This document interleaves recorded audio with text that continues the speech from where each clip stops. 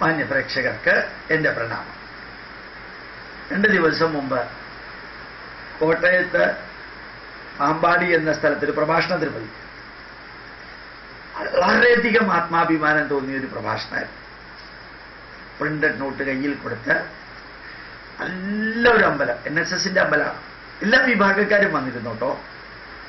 ഇവിടെ ക്ലാസ്സൊക്കെ എടുത്തു. എന്നിട്ട് തിരിച്ച് ഓഫീസിൽ ചെന്ന് ചായ കുടിക്കുന്നതിന് വരെ പുറത്തു നിന്ന് ചായ കുടിച്ചു. കാരണം ആർക്കെങ്കിലും എന്തെങ്കിലുമൊക്കെ ചോദിക്കാനുണ്ടെങ്കിൽ ചോദിച്ചോട്ടെ, സംശയം തീർത്തോട്ടെ എന്ന് വിചാരിച്ചു. അപ്പോൾ കുറേ പേര് ചോദ്യം ചോദിച്ചു. അതിനെല്ലാമുള്ള ഉത്തരം പറഞ്ഞു. ലാസ്റ്റ് വണ്ടിയിൽ കയറാറായപ്പോൾ ഒരാൾ വന്നൊരു ചോദ്യം ചോദിച്ചു. എന്തായിരുന്നു ചോദ്യം അറിയോ?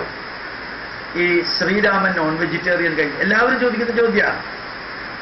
കാള ഇറച്ചി തിന്നാൽ ആൺകുട്ടി ഉണ്ടാവുമോ? ആൺകുട്ടിയുടെ ഇറച്ചി തിന്നാൽ കാളക്കുട്ടി ഉണ്ടാവുമോ? താറാവിന്റെ ഇറച്ചി തിന്നാൽ നീന്താൻ തന്നെത്താൻ അറിയാവുന്ന മകനുണ്ടാവുമോ? എന്ന വക്രമായിട്ടുള്ള ചോദ്യങ്ങൾ പോലെ എന്നുള്ള രീതിയിൽ ഞാൻ പറയാറുണ്ട്. അപ്പോ ഇയാളുടെ ചോദ്യം ഇയാൾ വികാരസ് ആയിട്ടുള്ള ചോദ്യമാണ്. എനിക്ക് തോന്നുന്നു ഒരു RSSന്റെ പ്രവർത്തകനാണ്. അയാളുടെ വികാരം കാണുമ്പോൾ തോന്നുന്നത്. ഈ ശ്രീരാമൻ നോൺ വെജിറ്റേറിയൻ കഴിച്ചിട്ടുണ്ട്. ഞാൻ പറയും എനിക്ക് അറിഞ്ഞൂടാ. അതല്ല സാർ, അതിന് ഉത്തരം കൊടുക്കണമെങ്കിൽ ഇനി ഞങ്ങളോട് ചോദിക്കുന്നവർക്കൊന്നും ഞങ്ങൾക്ക് ഉത്തരം കൊടുക്കാൻ പറ്റുന്നില്ല. ഞാൻ പറയും നിങ്ങളുടെ ആരാ ഉത്തരവ് കൊടുക്കാൻ ഉത്തരവാദിത്വം ഏൽപ്പിച്ചാരാ? നിങ്ങൾ ഉത്തരം കൊടുക്കണമെന്ന് ആരെങ്കിലും നിങ്ങളോട് പറഞ്ഞിട്ടുണ്ടോ? അല്ല, അതെന്താണെന്ന് അറിയണം. ശ്രീരാമൻ നോൺ വെജിറ്റേറിയൻ കഴിച്ചിട്ടുണ്ടാവും, പന്നി ഇറച്ചി കഴിച്ചിട്ടുണ്ടാവും, ചിലപ്പോൾ പശു ഇറച്ചി കഴിച്ചിട്ടുണ്ടാവും. ഞാൻ ശ്രീരാമന്റെ കൂട്ടത്തിൽ 14 വർഷമൊന്നും കാട്ടിലുണ്ടായിരുന്നില്ല. ഇയാളുടെ വികാരം അങ്ങ് കയറി കയറി ഇയാൾ വണ്ടി മുമ്പോട്ട് പോകാൻ വിടുന്നില്ല. വണ്ടിയുടെ ഡോറ് പിടിച്ചോണ്ടിരിക്കുകയാണ്. ഞാൻ പറഞ്ഞു, ക്രിസ്ത്യാനികളല്ല ഹിന്ദു ധർമ്മത്തിന്റെ ശാപം, മുസ്ലിങ്ങളുമല്ല, കമ്മ്യൂണിസ്റ്റുകാരുമല്ല, അതേപോലെ തന്നെ യുക്തിവാദികളുമല്ല. ആരോ എന്തോ പറഞ്ഞു എന്ന് കേട്ട് അതിൻ്റെ പുറത്ത് വികാരത്തിൽ വഴിയെ കൂടെ പോകുന്ന പ്രഭാഷകരുടെ അടുത്തൊക്കെ സത്യമാണോ, അത് ശരിയാണോ, സത്യമാണെങ്കിലും ശരിയാണെങ്കിലും നിങ്ങളാണോ രാമായണം എഴുതിയത് എന്നെൻ്റെ മനസ്സ് പറയുന്നുണ്ട്.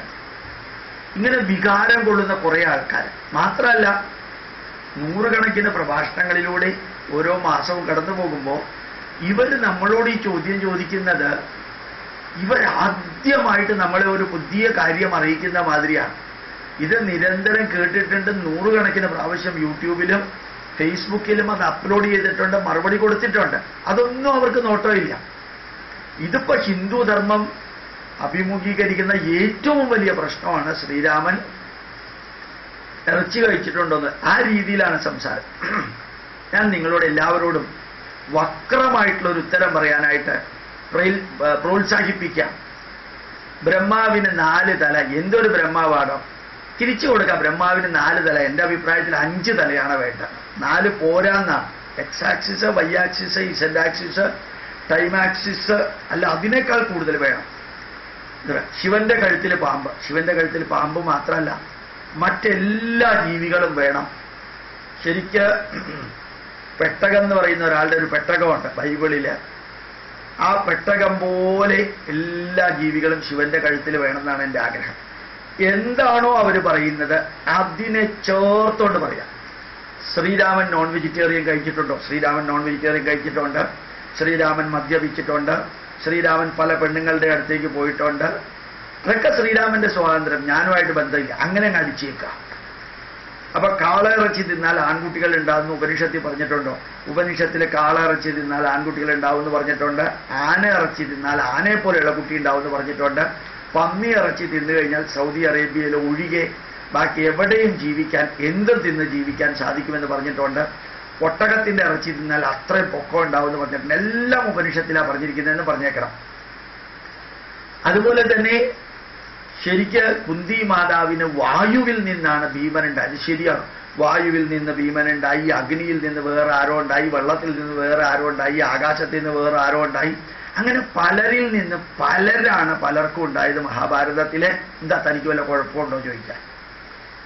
വായുവിന് നൈട്രജനും ഓക്സിജനും കാർബൺ ഡൈ ഓക്സൈഡ് മോളിക്യൂളുകളിൽ നിന്ന് ഭീമനുണ്ടായി എങ്കിൽ അതൊരു കപ്പാസിറ്റിയാണെന്ന് പറയാം. അതേപോലെ യമധർമ്മരാജാവിൽ നിന്നാണല്ലോ ധർമ്മപുത്രരുണ്ടായത്, യുധിഷ്ഠിരനുണ്ടായത്. അതെ, യമൻ എന്ന് വെച്ചാൽ യാമസ്യ, സമയത്തിനെയാണ് യാമം എന്ന് പറയാം. സമയമാണ് യാമം, കാലമാണ് കാലൻ. ഇപ്പൊ കാലത്തിന്റെ ബീജം അല്ലെങ്കിൽ നിമിഷത്തിന്റെ ബീജം, യാമത്തിന്റെ ബീജം എടുത്തിട്ടാണ് കുന്തിക്ക് യുധിഷ്ഠിരനുണ്ടായത്. ശരിയാണ്, അങ്ങ് പറഞ്ഞേക്കണം. ഗാന്ധാരിക്ക് 101 മക്കളുണ്ടായി. ഉടനെ പറഞ്ഞേക്കണം, എൻ്റെ അഭിപ്രായത്തിൽ 1001 മക്കളാണ് വേണ്ടത്.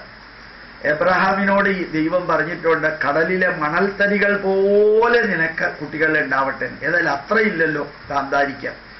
എന്തിവർ പറയുന്നോ അതേ കോയിനിൽ തിരിച്ചു കൊടുക്കാൻ ആദ്യം ഹിന്ദു പഠിക്കുക. വികാരം കൊണ്ട് തുള്ളിച്ചാടിയിട്ട് കാര്യമൊന്നുമില്ല. ആയിരക്കണക്കിന് പുസ്തകങ്ങൾ ഉള്ളപ്പോഴത്തേക്കും പലതരത്തിലുള്ള ചോദ്യങ്ങൾ വരും, സ്വാഭാവികമാണ്. മാത്രമല്ല, അറിഞ്ഞൂടെങ്കിൽ എന്തിനാ ഉത്തരം കൊടുക്കാൻ പോകുന്നത്? ഒരു തീർത്ഥം കഴിച്ചപ്പോഴത്തേക്കും ആണ് പെണ്ണായി, തീർത്ഥം കഴിച്ചപ്പോൾ ആണ് പെണ്ണാവും. ചിലപ്പോൾ കാളയിറച്ചി തിന്നുമ്പോൾ ആണ് പെണ്ണാവും, ചിലപ്പോൾ പശു ഇറച്ചി തിന്ന പെണ്ണ് ആണാവും. ഇതൊക്കെ ഞങ്ങളുടെ പുരാണങ്ങളിലുണ്ട്, വേണമെങ്കിൽ സ്വീകരിച്ചാൽ മതി. അതല്ലെങ്കിൽ യേശു ക്രിസ്തുവിനെ ആണിയടിച്ച കുരിശും കൊണ്ട് നടന്നാൽ മതി. അതല്ലെങ്കിൽ ഈ 3.73 കോടി ആൾക്കാരെ കൊന്ന സ്റ്റാലിനോ, ലൈംഗിക രോഗം വന്ന് ചത്ത ലെനിനോ, അതല്ലെങ്കിൽ പറഞ്ഞത് 100% തെറ്റായിട്ട് ലോകം റിജക്റ്റ് ചെയ്ത കാറൽ മാർക്സോ, ഇതേപോലെയുള്ളവരുടെ പ്രതിമ ക്രെയിൻ ഉപയോഗിച്ച് ചതച്ച് മണ്ണിൻ്റെ അടിയിൽ കുഴിച്ചിട്ടുള്ളവർ പറയുന്നത് നിങ്ങൾ കേട്ടാൽ മതി. നമ്മുടെ പരിപാടി ഇതൊക്കെയാണ്. രാമായണത്തിൽ പലതും ഉണ്ട്. സീതയെ രാമൻ ഉപേക്ഷിച്ചു, ശരിയാണോ? ശരിയാണെങ്കിൽ താൻ ഉപേക്ഷിച്ചോളാം, ശരിയല്ലെങ്കിൽ താൻ ഉപേക്ഷിക്കേണ്ട. ലക്ഷ്മണനെ രാമൻ ഉപേക്ഷിച്ചത് ശരിയാണോ? ചിലപ്പോൾ ശരിയായിരിക്കാം, ചിലപ്പോൾ ശരിയല്ലായിരിക്കാം. ഞാനല്ല രാമനോട് ഉപേക്ഷിക്കാൻ പറഞ്ഞത്. തനിക്ക് ഉപേക്ഷിക്കണമെങ്കിൽ തൻ്റെ അനിയനെ താൻ ഉപേക്ഷിച്ചോളാം, വേണ്ടെങ്കിൽ ഉപേക്ഷിക്കേണ്ട. രാമനെ പോലെ ജീവിക്കുകയാണെങ്കിൽ താൻ ഉപേക്ഷിച്ചോളാം, രാമനെ പോലെ അല്ല ജീവിക്കുന്നെങ്കിൽ ഉപേക്ഷിക്കേണ്ട. അതേ നാണയത്തിൽ തിരിച്ചു കൊടുക്കാൻ ഹിന്ദു പഠിക്കണം. എന്ത് ചോദിച്ചാലും ഉത്തരം കൊടുക്കാൻ പഠിക്കണം. എന്തു ചോദിച്ചാലും. എങ്ങനെയാ ശിവലിംഗത്തിന് ലിംഗത്തിന്റെ രൂപത്തിൽ വന്നത്? അത് കൈലാസത്തിന്റെ രൂപമാണ്, അതല്ല ജനനേന്ദ്രിയത്തിന്റെ രൂപമാണ്. ശിവനെങ്കിൽ താൻ ആരാധിക്കേണ്ട, അതാണെന്നങ്ങ് വിചാരിച്ചോളാം. തനിക്കെന്താ കുഴപ്പം? കുഴപ്പമൊന്നുമില്ലല്ലോ. ഗ്രഹണം ഉണ്ടാകുന്നത് സൂര്യനെ രാഹു പിടിക്കുന്നത് കൊണ്ടാണ്. എന്തൊരു മണ്ടത്തരാണ്. ശരിയാ, അത് ഭയങ്കര മണ്ടത്തരാണ്. ഞാൻ പണ്ടേ വിചാരിച്ചിരിക്കുന്നതാണ്. യഥാർത്ഥത്തിൽ അതല്ല. ഛാദയതി ശശി സൂര്യം ശശിനം മഹതി ഭൂച്ഛായ. അത് പറഞ്ഞു കൊടുക്കാനുള്ള കപ്പാസിറ്റിയിലേക്ക് പറയാം. പാമ്പ് വിഴുങ്ങുന്നത് തന്നെയാണ് ശിവനെ. എന്നോട് പറഞ്ഞേക്കാം, തനിക്ക് എന്താ കുഴപ്പമുണ്ടോ? കുഴപ്പമുണ്ടെങ്കിൽ താൻ വിശ്വസിക്കേണ്ട. താനോട് വിശ്വസിക്കണമെന്ന് ആരും പറഞ്ഞിട്ടില്ലല്ലോ, ഒന്നും പറഞ്ഞേക്കാം. അപ്പൊ ശരിക്കും വാദിക്കാനും ജയിക്കാനും അല്ല ശ്രമിക്കേണ്ടത്. അവരെന്ത് പറഞ്ഞോ അതങ്ങ് ചെയ്തേക്കാം. അവര് ഏതെല്ലാം ഇത് ഗാന്ധാരി കണ്ണുകെട്ടി നടന്നത് ശരിയായോ? ശരിയായില്ല എന്നാണ് എൻ്റെ അഭിപ്രായം. അതല്ല, അത് ശരിയായി. എൻ്റെ അഭിപ്രായം ശരിയായി തന്നെ. തിരിച്ചും മറിച്ചും പറഞ്ഞേക്കാം. ധൃതരാഷ്ട്രയുടെ അന്ധനായിട്ടുള്ളത് ആള് രാജാവായത് ശരിയായോ?